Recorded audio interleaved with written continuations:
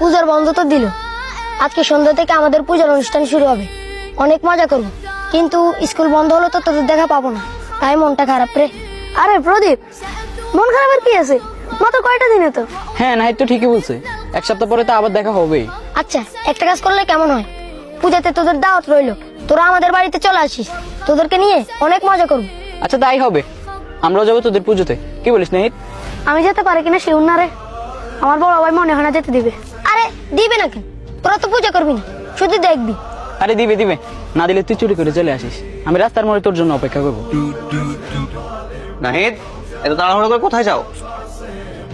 আমার একটা হিন্দু ক্লাসমেট আছে, আমাকে আর আব্দুর রহমানকে ওদের পূজাতে দাওয়াত দিছে। আচ্ছা আমরা সবাই যাব, মানে ওদের পূজা দেখতে যাবো আর কি। আচ্ছা নাহিদ, বলো তো পূজা কাদের উৎসব?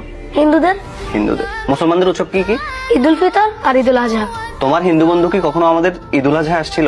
না। তাহলে তুমি কেন তাদের উৎসবে যাবা? আমরা আমাদের কোরবানিতে যে গরু জবাই করি তাকে তারা কি বলে ডাকে জানো? ঠিক জানি, মা বলে ডাকে। ওরা জানে ওদের মাকে জবাই করা হচ্ছে, তাই ওরা কোরবানিতে আসে না। আর তুমি জানো না পূজাতে ওরা আল্লাহর সাথে শিরক করে, তাহলে তোমরা কেন সেখানে যাবা? ভাইয়া, আমরা তো পূজা করতে যাবো না, প্রদীপ দাওয়াত দিছে তাই যাবো। তোমরা পূজা করবে না, সিজদা করবে না, ঠিক আছে, কিন্তু যেখানে আল্লাহর নামে শিরক হয় সেখানে যদি আল্লাহ তৎক্ষণাৎ আযাব অথবা গজব নাজিল করে, তখন কি আযাব গজব দেখবে? তোমরা কি পূজা দেখতে গেছো না পূজা করতে গেছো? মনে যদি আল্লাহর আযাব অথবা গজবের ভয় না থাকে তাহলে পুজোতে যাও, নাইলে যেও না। মনে রাখবা, আল্লাহর সামনে কিন্তু একদিন আমাদের সবাইকে উপস্থিত হতে হবে। তখন কি জবাব দিবা? আল্লাহ যদি বলে আমার নামে এখানে শিরক হচ্ছিল, তুমি এখানে কেন গেছো, তখন কি বলবা বলো তো? আচ্ছা ঠিক আছে ভাইয়া, আমি যাবো না।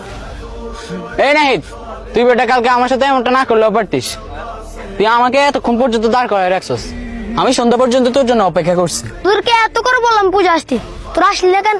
প্রদীপ সরি রে, আমাদের নিষেধ ছিল। কিসের নিষেধ? কে নিষেধ করছে? আমি আরো তোদের জন্য সন্দেশ, বিভিন্ন রকমের ফল, প্রসাদ রাখছিলাম, তোরা আসবি, মজা করবো, কিন্তু তোরা আসলি না, এটা হইলো? তা বল, আমাদের ধর্মে নিষেধ আছে রে।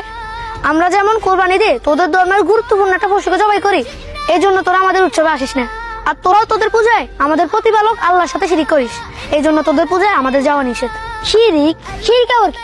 আল্লাহর সাথে কাউকে মিলানোই হচ্ছে শিরিক, যেমন আল্লাহ ছাড়া অন্য কারো নিকট দোয়া করা, অন্য কারো নামে কোরবানি করা, মানত করা, এগুলোই শিরিক।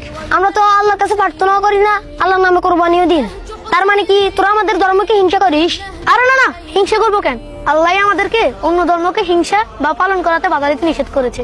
আর মহান আল্লাহ পবিত্র কোরআনে বলেন, লাকুম দীনুকুম ওয়ালিয়া দিন, তোমাদের ধর্ম তোমাদের আর আমার ধর্ম আমার। ও আচ্ছা, সুন্দর তো।